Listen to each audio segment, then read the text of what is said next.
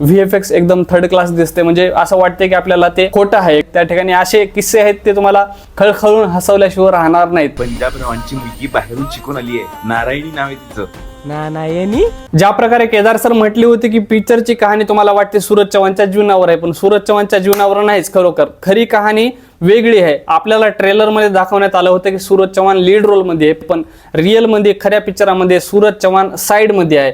खरी कहाणी तर आहे सत्याची आणि नारायणीची. सत्य हो सत्य त्या दोघांची प्रेम कहाणी दाखवली आली आहे आणि त्याच्यामध्ये एक ऍड केलेलं आहे कॅरेक्टर, ते म्हणजे सूरज चव्हाण. ते एकतर्फी प्रेम करणारा आणि ही वेगळीच कहाणी आहे. त्याच्यामुळं ज्या प्रकारे आपल्याला केदार सरांनी सांगितलं होतं की वेगळी कहाणी आहे, वेगळीच कहाणी आहे, तुम्हाला वेगळं काहीतरी फील होणार आहे.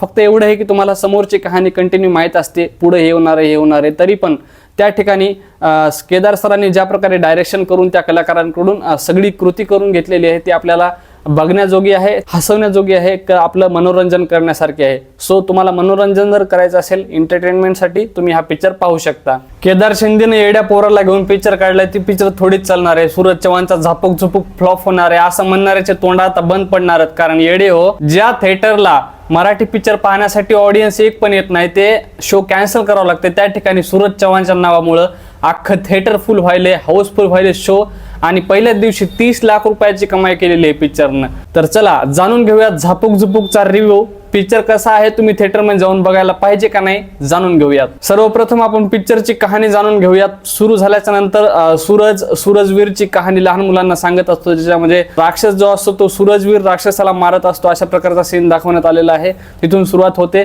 आणि मग एका मिरवणुकीमध्ये म्हणजे बँड बाजा चालू असतो, त्या ठिकाणी सूरज नाचत असतो आणि नाचता नाचता त्या ठिकाणी राजकुमार येऊन त्याला लाथासगत खाली पाडतो आणि बोलतो, तुझी अवकात आहे का आमच्या बँड वर नाचायची. त्याच्यामुळे त्याला काढून टाकतो आणि त्या ठिकाणी आमदाराची मुलगी मुंबईवरून शिकून आलेली असते. त्या ठिकाणी सूरज चव्हाण तिला पहिली वेळेस बघतो, बघितल्याच्या नंतर ती त्याला आवडते आणि तिथून सूरज चव्हाणच्या एकतर्फी प्रेम कहाणीची सुरुवात होते. त्या ठिकाणी नारायणीला शाळेमध्ये शिक्षिका होऊन शिकवायची इच्छा असते, म्हणून ती गावातल्या शाळेमध्ये जाऊन शिकवायला सुरुवात करते आणि त्या ठिकाणी सूरज कामाला असल्यामुळे तो पण त्या ठिकाणी येतो. ती सायकलीवर शाळेमध्ये येते. तिचे स्वागत झाल्याच्या नंतर तिथून सूरज चव्हाण त्याच्या प्रेमामध्ये पडायला लागतो आणि एक संवाद होतो. त्या ठिकाणी असा संवाद होतो की नारायणीला मुलांना शिकवून हुशार करायचं असते आणि त्या ठिकाणी सूरज असं बोलतो हेडमास्टरांना की सर, तुम्ही आजपर्यंत या मुलांना ठेवलेला आहे, कधी पण हुशार करण्याचा प्रयत्न केला नाही. आणि सूरज चव्हाण पण त्याच्यातलाच एक असतो, कारण सूरज चव्हाणला पण वाचता लिहिता येत नाही. हे नारायणला त्याचं बोलणं आवडते आणि त्या ठिकाणी सूरज चव्हाणला वाटतंय की ती पण माझ्या प्रेमामध्ये पडलेली आहे, पण असं रिअलिटी नाही. त्या ठिकाणापासून नारायणीला सूरज चव्हाण जो सूरजवीरची कहाण्या सांगित असतो तो युनिक आयडिया तिला आवडतो आणि ती सूरज चव्हाणच्या माध्यमातून मुलांना शिकवण्याचा प्रयत्न करते. शेतामध्ये, मळ्यामध्ये, अशा बऱ्याच ठिकाणी जाऊन ती मुलांना गणित, विज्ञान, भूगोल अशा प्रकारचे विषय शिकवायला सुरुवात करते. शिक्षण हे वाघिणीचं दूध, आपल्याला या पोरांना तेच दूध पासून फिट करायचं. मुलं शिकतात, मुलं पास होतात आणि सूरज चव्हाणला वाटायला लागते की ती माझ्या प्रेमात पडलेली आहे. म्हणून सूरज चव्हाण सत्याकडून एक चिठ्ठी पाठवण्याचा प्रयत्न करतो. कारण सूरज चव्हाणला तर वाचता लिहिता येत नाही. सत्याकडून लिहून घेतो चिठ्ठी आणि ती तिच्या शेवटी पूर्ण नाव न लिहिता यस टाकतो आणि ती चिठ्ठी पाठवतो नारायणला. ती चिठ्ठी नारायणी वाचते, पण शेवटी असतं यस लिहिलेलं. नारायणीला वाटतं यस सूरजचं का यस, आता आपल्याला कन्फ्युजन झालेलं आहे ते सूरजचं यस का सत्याचं यस, पण ते नारायणला वाटते सत्याचं आहे. म्हणून तिला वाटतं हा पत्र पाठवलेलं आहे सत्यानं.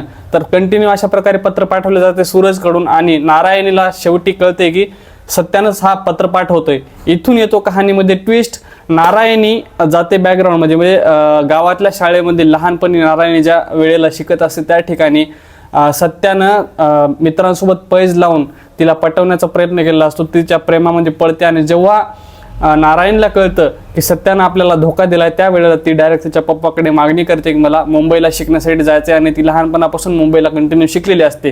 तर आता परत आल्याच्या नंतर इथं इमोशनल सीन आहे थोडा. नारायणी सत्याला बोलते, तू असं का करतोय, कारण तू धोका दिलेला आहे मला. सत्याचं तिच्यावरती खरं प्रेम असते हे जेव्हा नारायणला कळते त्या ठिकाणी पुन्हा नारायणी पण त्याच्यावरती प्रेम करायला लागते आणि समोर असं घडत जाते काही जे सूरजला वाटते ती माझ्यावर प्रेम करते आणि सत्याला ते माहीतच असते. एकीकडे सीन दाखवलेला आहे सूरज चव्हाणच्या बहिणीचा, जी की त्याच्या घरी येऊन त्याला सांभाळत असते, कारण सूरज चव्हाणचे आई वडील वारलेले असतात, तर ती त्याला येऊन सांभाळत असते. तो आता पण सूरजवीरच्या त्या कहाण्या तिच्या बहिणीपुढे मांडत असतो. त्याची बहीण म्हणते तू कधी सुधारणार रे, कधी काय करणार. त्या लहानपणीच्या सूरज चव्हाणच्या आईने त्याला सांगलेल्या कहाण्या असतात सूरजवीरच्या, ती कहाणीला घेऊन असतो. त्याला वाटते सूरजवीर आपली कुठं पण मदत करणार, पण सूरजवीर कधीही आलेला नसतो हे असं त्याला वाटत राहते. त्याची बहीण त्याला कंटाळून निघून जाते माहेरी आणि समोर एक ट्विस्ट येतो की सूरज चव्हाण नारायणीसोबत लग्न करणार आहे असं वाटते, पण खऱ्यामध्ये सत्याचं नारायणीसोबत लग्न असते. कोर्ट मॅरेज मध्ये जातात. त्या ठिकाणी गेल्याच्या नंतर सूरज चव्हाणला वाटते ती माझ्यासोबत लग्न करण्यासाठी आले, पण प्रत्यक्षात नारायणी सत्यासोबत लग्न करून निघून जाते मुंबईला. आणि मुंबईला गेल्याच्या नंतर सूरज चव्हाण नारायणीवरती नाराज होतो आणि त्या ठिकाणी लहान मुलं त्याचे व्हिडिओ करून टाकतात सोशल मीडियावरती. सोशल मीडियावर टाकल्यावर त्याचे व्हिडिओ व्हायरल होतात आणि सूरज चव्हाण होतो सुपरस्टार झाल्यावर ज्या ठिकाणी शाळेत कामाला असतो त्या ठिकाणी सूरज चव्हाणला बोलवतात सुपरस्टार, ॲज अ सुपरस्टार म्हणून. त्या ठिकाणी नारायणी दिसते त्याला राजकुमार सोबत. हे पाहून सूरज चव्हाणला आश्चर्यचकित होतो. पण नारायणी म्हणते आम्ही ज्या वेळेला मुंबईला गेलतो सत्या आणि मी, त्या ठिकाणी मला सत्याला किडनॅप केलं राजकुमारनं आणि किडनॅप करून ठेवलेलं आहे. सूरज तू माझी मदत कर.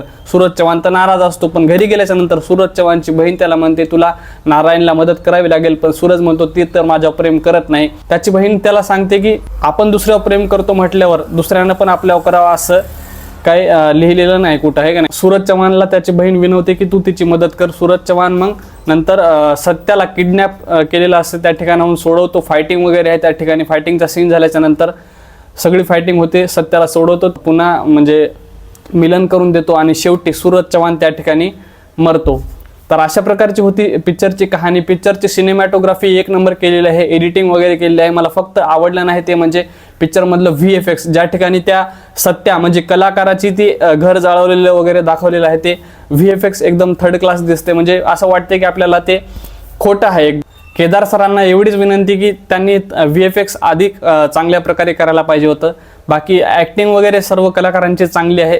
फक्त सूरज चव्हाणचे जे इमोशन्स होते बऱ्याच ठिकाणी सॅड इमोशन होतं, कुठं अशा प्रकारचे इमोशन्स त्याला चेहऱ्यावरचे बदलता आले नाही. पण त्यानं प्रयत्न केलेला आहे, कारण तो नवीन होता, त्याला या क्षेत्रातलं काही माहिती नाही. प्रयत्न करणं गरजेचं आहे आणि एवढं तर गॅरंटी आहे की पूर्ण महाराष्ट्रभरातून त्याला भरभरून प्रेम मिळणार आहे आणि सगळी पब्लिक जी आहे त्याचे डायहार्ट फॅन थिएटरमध्ये जाऊन पिक्चर पाहणार आहेत. हे तुम्हाला पिक्चर बघताना बऱ्याच ठिकाणी असे किस्से येणार आहेत जिथं तुम्हाला खळखळून हसू येणारच आहे, कारण सूरज चव्हाणला तो तर बोलतो सूरज चव्हाण तुम्हाला पण माहिती आहे. आणि त्या लहान लेकरांसोबत ज्या ठिकाणी तो सूरज चव्हाण डायलॉग वगैरे आहेत त्या ठिकाणी असे किस्से आहेत ते तुम्हाला खळखळून हसवल्याशिवाय राहणार नाहीत. तर मंडळी मला माफ करा, मी जे नारायणीवर प्रेम करणारा मुलगा सत्या म्हणून नाव सांगितलं होतं त्याचं नाव सत्या नाही तर शेखर आहे. हे पूर्ण व्हिडिओ एडिट झाल्याच्या नंतर मला कळालं, एवढं माफ करा आणि समजून घ्या. ज्या ठिकाणी मी सत्या नाव घेतलेलं आहे ते सत्या नाव नसून शेखर आहे हे लक्षात घ्या.